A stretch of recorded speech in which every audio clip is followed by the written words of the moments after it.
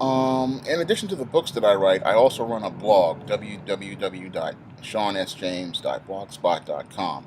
And over the last couple of years, last 5 years, the blog has grown in popularity. Um, we went from a couple of dozen hits back in 2008, 2009, to the point where I am just about this close. I'm a couple of hits away from a million hits.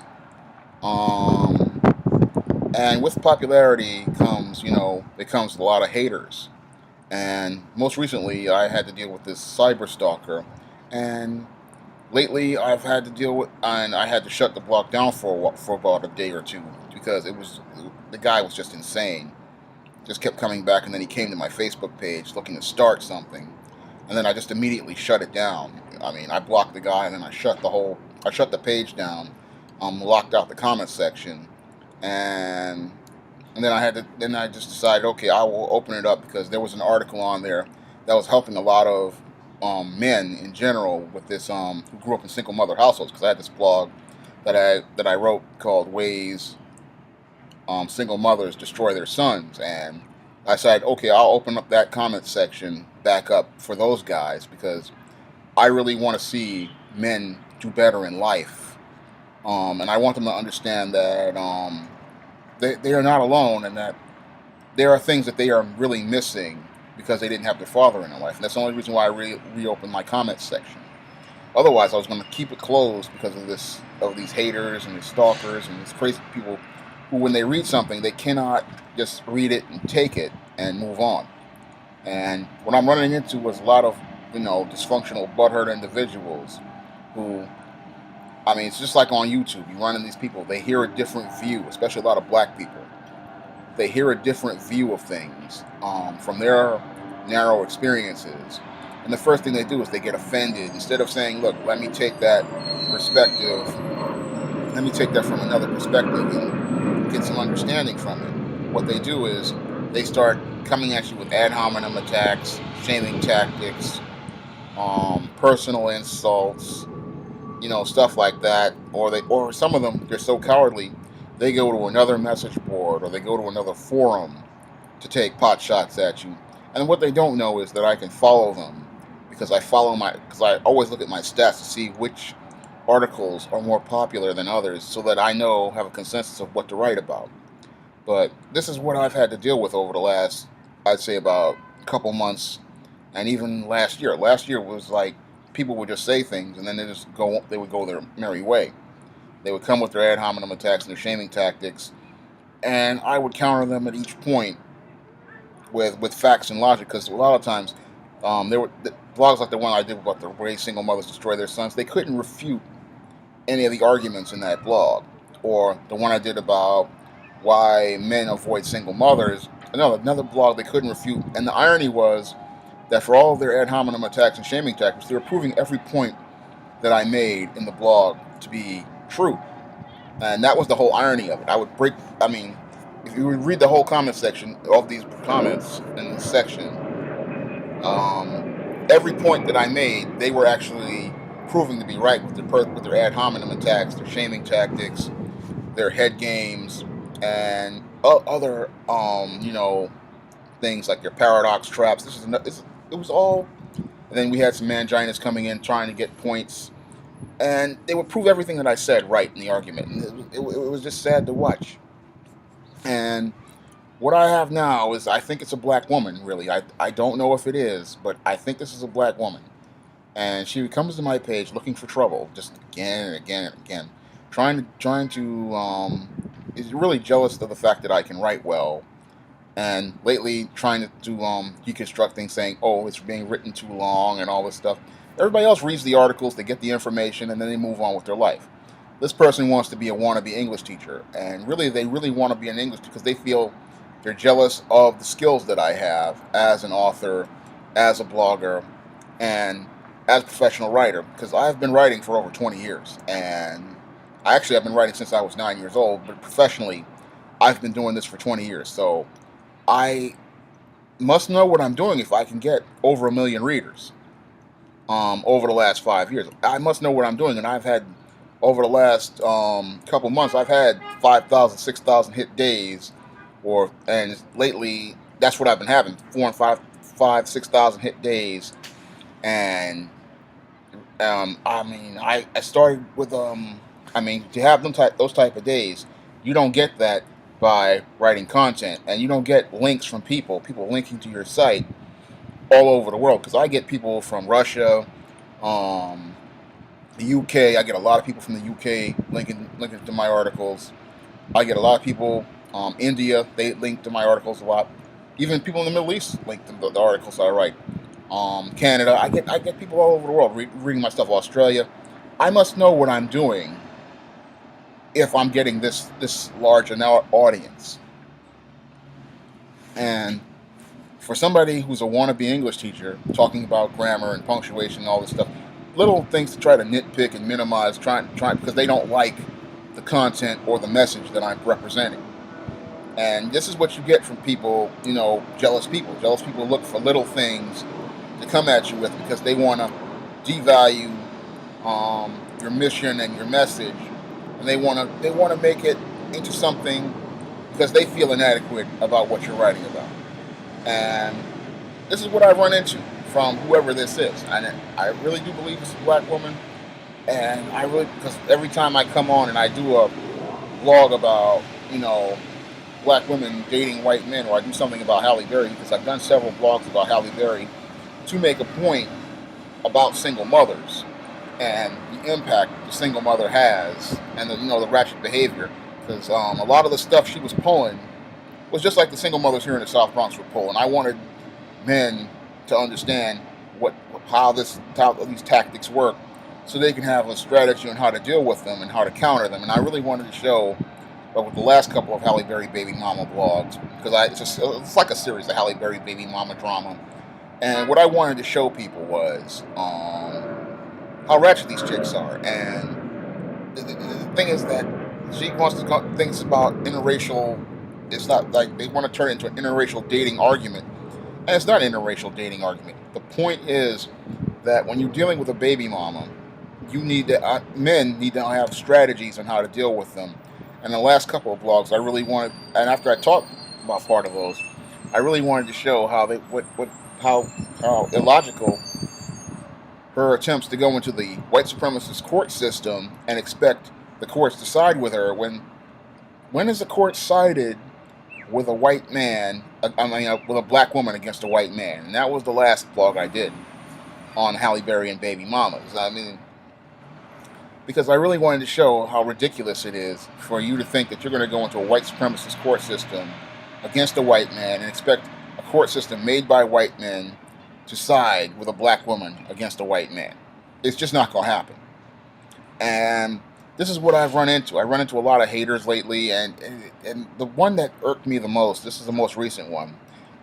Somebody came to the sample chapter for one of my ISIS series books, ISIS the Beauty Myth, and they didn't even understand what they were writing about. They were trying to be intellectual, talking about, you seem to be making a comment about consumerism. No, I wasn't making a comment about consumerism. What I was making a point of, it was a fantasy story. I was making a point that, this is a black-owned store on Madison Avenue. And they came to me talking about, well, Chanel lipsticks don't even cost $75. I was making a point based on the facts and research that I have done dealing with black-owned businesses. Black-owned businesses, stuff is going to cost more. If you've gone to a show like the Black Expo, or you've gone to the Circle of Sisters like I have, and I've attended these shows on a regular basis when I had money.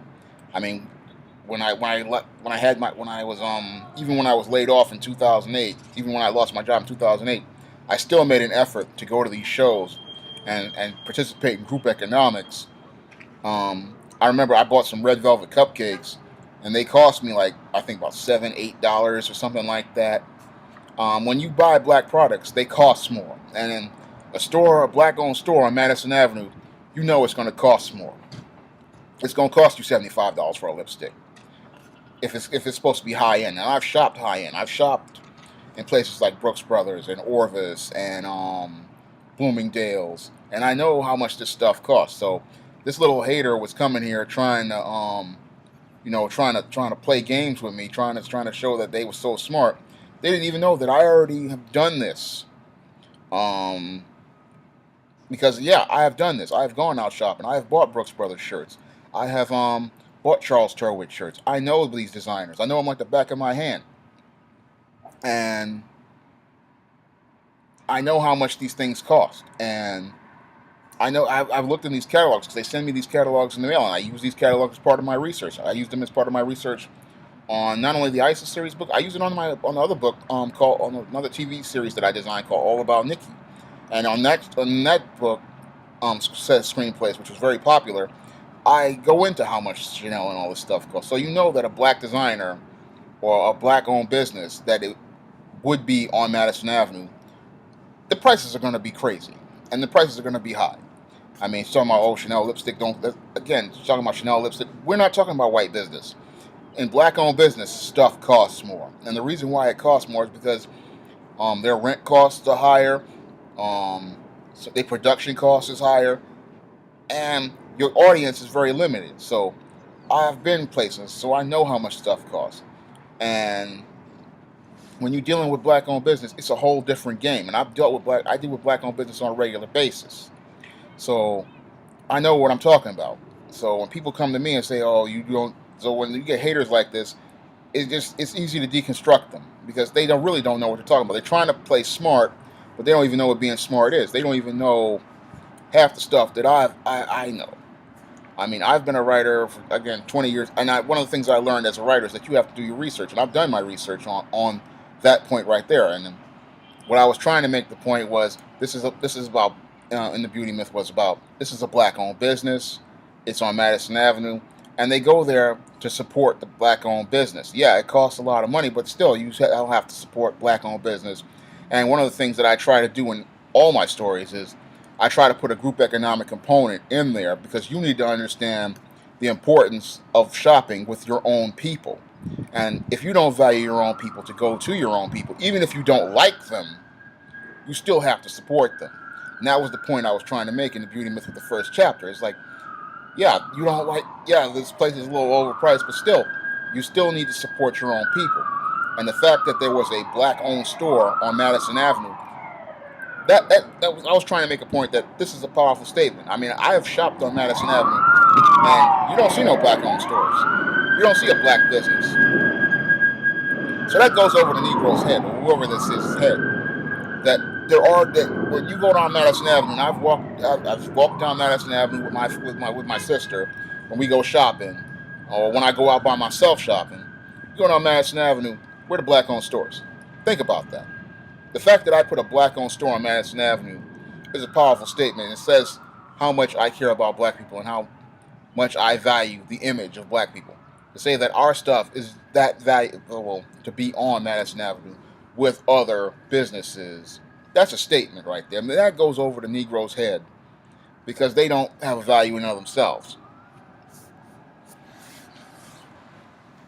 Because what I'm trying to say is that black business can be just as valuable as white business, and we have to start supporting black business in the exact same way. That was the main point of what I did in that argument right there in that book. And I don't like when people try to take stuff and they try to misinterpret it, or they try to use things and try to minimize and stuff like that. Because really, what I was is that they were jealous of the fact that I could actually come up with a concept like that on that level as a fantasy writer, and I come up with and say that look, you just as valuable as these stores here, and you should go to your own stores and support your own people, and that goes over people's heads, and that was the point of that whole chapter. That whole first chapter was about there being a black-owned store on Madison Avenue that's saying to you, you're just as valuable as these white-owned stores, and two, to go participate in group economics and support your own store and support your own business. And yeah, the main character Isis was a little skeptical, but then at the end of the thing, they both went to the store and they both, she went to this. Her sister bought the stuff, but later on in other stories, she was buying stuff from black-owned businesses because that's one of the things I promote in my stories is group economics. I try to promote group economics in every one of my books, especially my fiction, like ISIS series, Temptation of John Haynes, and even All About Nick. I try to promote group economics, and the concept of shopping with your own people and keeping the money in your own community. You may not even like some of these people, but it's best that you keep the money in their hands. As long as the money is staying in the hands of another black person, that's the most important thing. And when I write stories, I try to put positive components in all the stories. I mean, I always try to promote several concepts, which is black pride, group economics. I also try to promote. I can't remember it right now, but group economics and black pride are two of the concepts that I always try to put in my fiction. And I also try to put respect of self, self worth, and the beauty myth. That story was really about learning about what makes you beautiful and what makes you beautiful on the inside. Again, it was not about consumerism, but it was about learning about what makes you valuable on the inside. And this story meant a lot to me. It meant a lot to me to put this together, and I feel that people. I'm just trying to make a point that, you know, I value my work, and I put a lot into these stories. I put I put my heart and soul into them. I put a lot into them, and I don't like people just trying to play games. And these haters, what they do is they don't like, and they don't have any talent in and of themselves. Just like a lot of these guys out here, they don't have the talent to go put together their own blog. They don't have the talent to publish books. They don't even have the talent to write stories, and they don't want to see another person coming out and producing work um, that's out there. They what they want to do is they feel it's easy to tear down a guy like me who is trying to produce work, positive black fiction. And the sad part is it's other black people because they're so used to the Zanes and the Shonda Rhimes and all this other silliness out here that they don't know what a quality story is. They don't even know what good writing is. What a lot of people don't know is that I do a lot. I learned a lot about story paradigms and things like that, story models and concepts that would go over the head of a hack like Zane or a mediocre writer like Shonda Rhimes or a hack like Tyler Perry. They don't know about character transformation, again, story paradigms, plots, structure, form, story techniques like irony and foreshadowing and metaphors and symbolism. They don't know about stuff like that, and that's why their stories are not very good. I mean, yeah, they're entertaining and there's a lot of emotion in them, but when you deconstruct your story, you don't see the themes coming out. You don't see the message clear, and you don't see how the characters grow and change. Because part of being a good writer is understanding how fiction writer, especially being a good fiction writer, is understanding your characters and understanding that they have to transform over the course of the story. That the character who goes in one way has to come out changed at the end of the story. You're not going to get that from these type of writers because they don't really know what writing is. Um, I've been doing this for a long time. I've read a lot of different books on writing. I've read a lot of different stories. I've studied screenwriting for the last couple of years. I studied that on my own, and this is where I learned a lot of this stuff from. Because when I started learning screenwriting, that's when I really started to learn writing. So I did fiction, and I knew something of it because I studied a lot of comics. And again, the three arcs, you see the three issues, you see the transformation. But when I started studying screenwriting, I really started to understand about, story arcs, transformation, character development, plot points, and just structuring your story so that everything flows in a certain way. And when you read a Shawn James story, you're going to see that structure, and you're going to see all the components put together properly. Because that's what you don't see in these other media out here. Like when you watch Tyler Perry, or you see a Zane, or even some of the street lit out here. Because I've read this stuff, um, and it's not good. And because these guys really don't know writing, they really don't know, again, those concepts I talked about, like character transformation, plot points, character development. Um, you know, just setting things up in a way, structure. They don't know how to structure anything. It's just emotion on a page. And this is what the haters don't understand. They don't understand that I have experience in this. I have skills in this. And when I put together fiction or I put together a blog, it's coming from facts. It's coming from research. and it's coming from years of skill and talent. I mean, I have talent and I also have skill because I also study what I'm doing. I mean, I've read Sid Field's screenplay, I've read Robert McKee's story, I've read Elements of Style, I've read various websites about writing and writing concepts. So I'm not just coming out of nowhere like a lot of these hack writers come out, like Tyler Perry and them, and E.L. James and these other people. They're just coming out of nowhere. I'm coming from an extensive background. I mean, I've done all sorts of writing. I've not just done blogs. When I was working at Strive, I was learning how to do grant writing, and I've done my own copy for my own book cover and for my own book blurbs and stuff like that. And I've done writing for other writers, and I have expensive experience in this. And the fact that I could build an audience over the last 5 years shows that I have skill as a writer. I mean, people don't keep coming back if the writing is garbage. They don't share writing with their friends if the writing is garbage.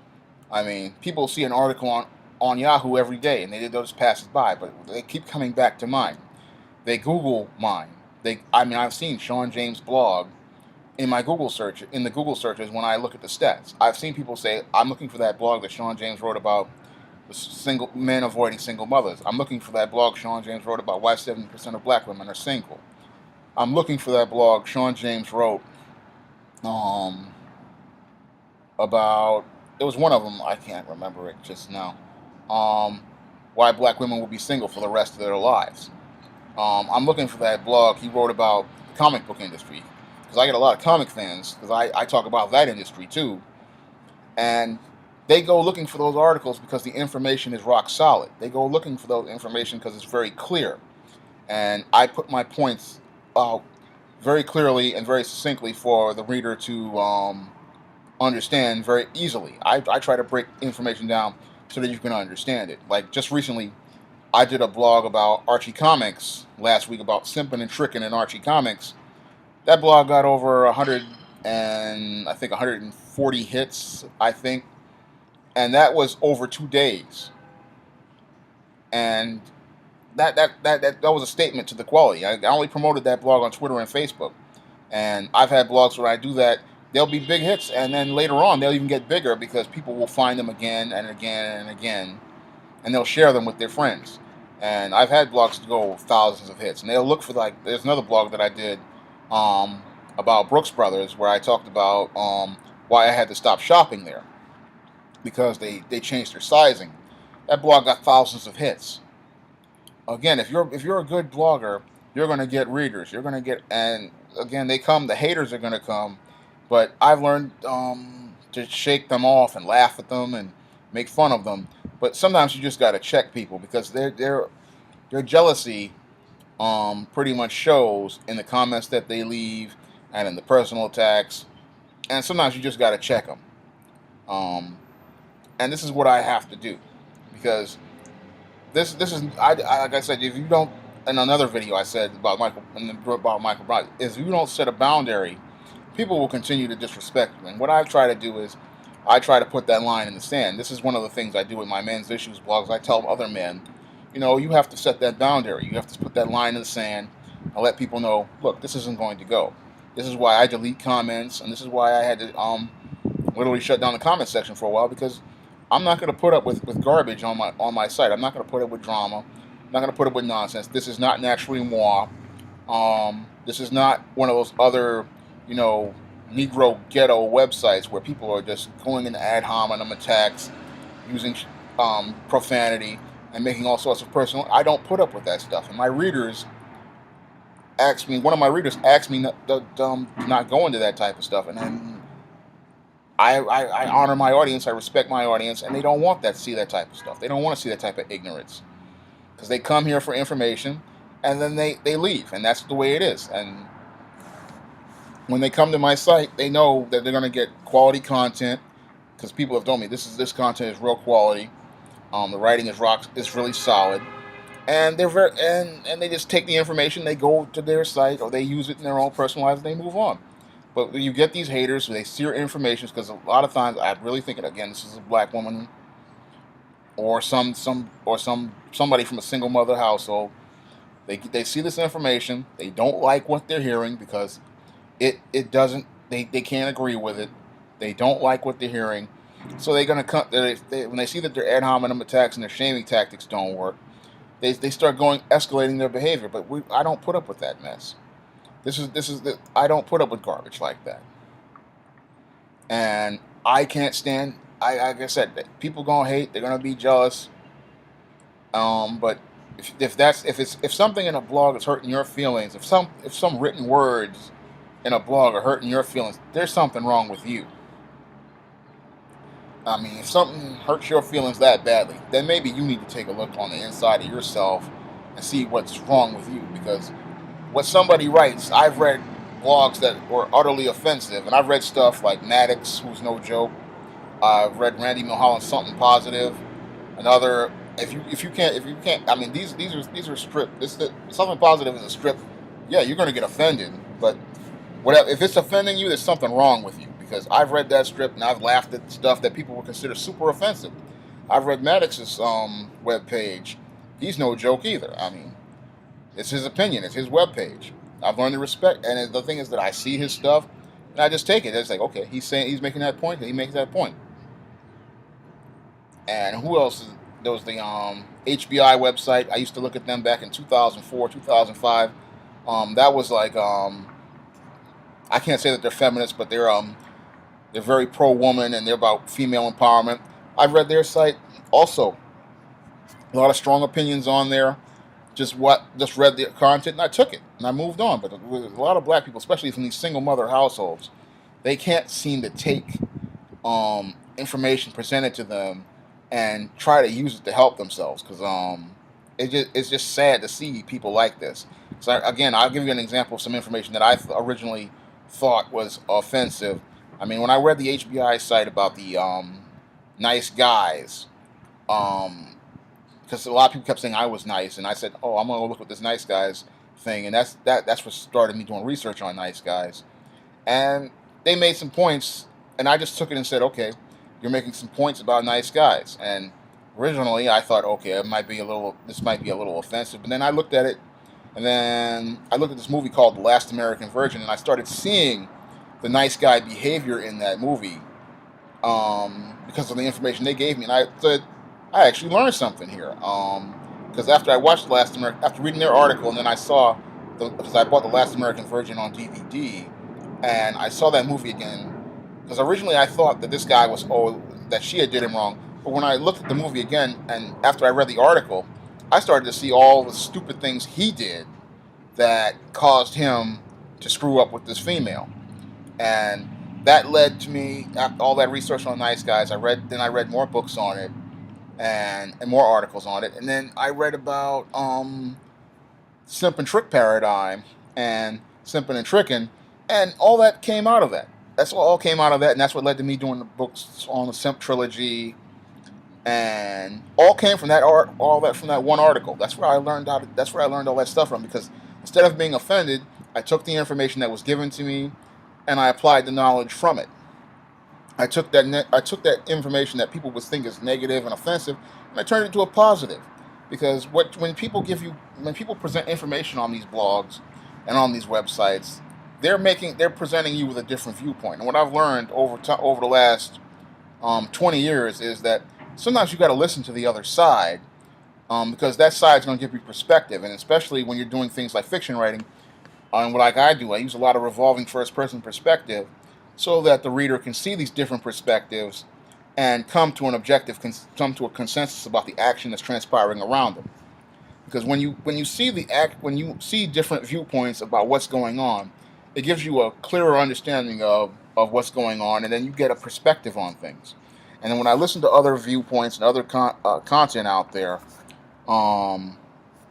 it gives me a better understanding of things. So that's why when I can come at an article and when I can write a blog and it's hard or so-called offensive to people, it comes from looking at things from different viewpoints. Like when I write about, certain blogs about black women, or when I write blogs about dusty Negroes and black men, it's coming from both sides. It's not just coming from emotion. It's coming from my experience. It comes from other things that I've read. and it's come from other research, and it's even come from watching other YouTubers videos, and seeing how they present things. I mean, when you write, when you're a writer, you have to do your research, and you have to break down all of your facts so that when you present it to the reader, they come to a deeper understanding of things. So, like when I do those blogs, like the ones about single mothers and how they destroy their sons, or when I do a fiction story, like the ISIS series, or a screenplay book like All About Nikki, it's coming not just from myself or like a hack writer would. It's coming from emotion. It's coming from research. It's coming from consensus of facts, and because when I write, I want people to come out of it, the reading experience, with a better understanding of things. I want them to come out of it understanding more about something than they did coming in. I mean, this has always been the mission of my writing, is to say, look, you came into this story learning knowing just a little bit, but you're coming out of it knowing a bit more and coming out of it with a perspective on things. And this is what jealous people do not want you to do. This is what ignorant people don't want you to do. They don't want you to come out of something learning something. It's like what Bill Cosby said in the first episode of The Cosby Show. You're afraid that if you learn something, it's going to ooze out of your brain and cause you to think. And that was one of my favorite moments in The Cosby Show in the first episode when I was a kid. It just stayed with me as I watched it again and again when I caught it in repeats. When he was teaching Theo about money and about life, that one moment stayed with me, because what people who get offended about things, they're offended by the fact that they were forced to learn something because somebody presented something to them in a different perspective. What they're used to is this monolithic single viewpoint of things. This, especially in the black community, black people they only see things one way. They can't come out of the box. They sit in the box. They play everything safe. If it's not the way that the white liberal puts out for them, they have an issue with it. If you present something from a different perspective, like I do, they get offended. They get hurt. But the whole thing about learning about different perspectives is seeing things differently. Just like when I read the article about the nice guys, and it changed my perspective on nice guys. The whole thing that when I put a blog out there, I want you to learn something. Because when you learn something, you can make changes in things. If something is not working, and you read this thing and it's telling you this is how this works, it's so you can make a change in your life. And that's one of the things I try to do with the blogs that I do. And in the books that I publish. The books that I publish and the blogs that I write those because I want to help people. And in a lot of cases, I've been helping men with different issues with the blogs that I write. And I'm very happy to know that it did help brothers out there. It's helping black men, and it's helping men all over the world. Because I've had, and even women, I mean, women all over the world, especially on that single mothers destroy their sons, they're learning about why they're having issues with their husband, why their husband can't connect with them because the boy has a connection, emotional hose attached to his mother, and that's preventing him from getting closer to his wife.